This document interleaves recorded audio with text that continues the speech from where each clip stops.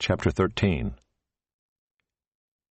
In the 23rd year of Joash, the son of Ahaziah, king of Judah, Jehoahaz the son of Jehu began to reign over Israel in Samaria, and he reigned 17 years. He did what was evil in the sight of the Lord, and followed the sins of Jeroboam the son of Nebat, which he made Israel to sin. He did not depart from them. And the anger of the Lord was kindled against Israel, and he gave them continually into the hand of Hazael king of Syria, and into the hand of Benhadad the son of Hazael. Then Jehoahaz sought the favor of the Lord, and the Lord listened to him, for he saw the oppression of Israel, how the king of Syria oppressed them. Therefore the Lord gave Israel a Savior, so that they escaped from the hand of the Syrians, and the people of Israel lived in their homes as formerly. Nevertheless they did not depart from the sins of the house of Jeroboam, which he made Israel to sin, but walked in them. And the Asherah also remained in Samaria. For there was not left to Jehoahaz an army of more than 50 horsemen and 10 chariots and 10,000 footmen, for the king of Syria had destroyed them and made them like the dust at threshing. Now the rest of the acts of Jehoahaz and all that he did, and his might, are they not written in the book of the Chronicles of the kings of Israel? So Jehoahaz slept with his fathers, and they buried him in Samaria, and Joash his son reigned in his place. In the 37th year of Joash king of Judah, Jehoash the son of Jehoahaz began to reign over Israel in Samaria, and he reigned 16 years. He also did what was evil in the sight of the Lord.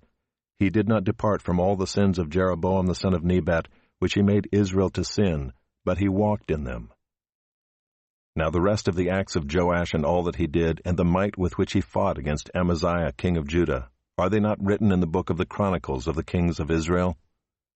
So Joash slept with his fathers, and Jeroboam sat on his throne. And Joash was buried in Samaria with the kings of Israel. Now when Elisha had fallen sick with the illness of which he was to die, Joash king of Israel went down to him and wept before him, crying, my father, the chariots of Israel and its horsemen. And Elisha said to him, take a bow and arrows. So he took a bow and arrows. Then he said to the king of Israel, draw the bow. And he drew it. And Elisha laid his hands on the king's hands. And he said, open the window eastward. And he opened it. Then Elisha said, shoot. And he shot. And he said, the Lord's arrow of victory, the arrow of victory over Syria.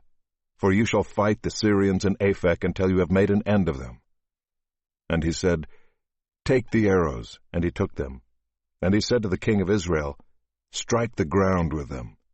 And he struck 3 times and stopped. Then the man of God was angry with him and said, you should have struck 5 or 6 times. Then you would have struck down Syria until you had made an end of it. But now you will strike down Syria only 3 times. So Elisha died, and they buried him.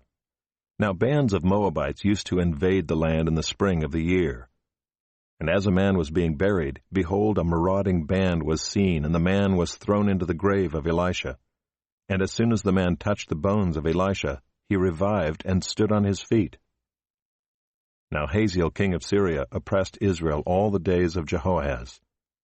But the Lord was gracious to them and had compassion on them, and he turned toward them because of his covenant with Abraham, Isaac, and Jacob, and would not destroy them, nor has he cast them from his presence until now. When Hazael king of Syria died, Benhadad his son became king in his place. Then Jehoash the son of Jehoahaz took again from Benhadad the son of Hazael the cities that he had taken from Jehoahaz his father in war. 3 times Joash defeated him and recovered the cities of Israel.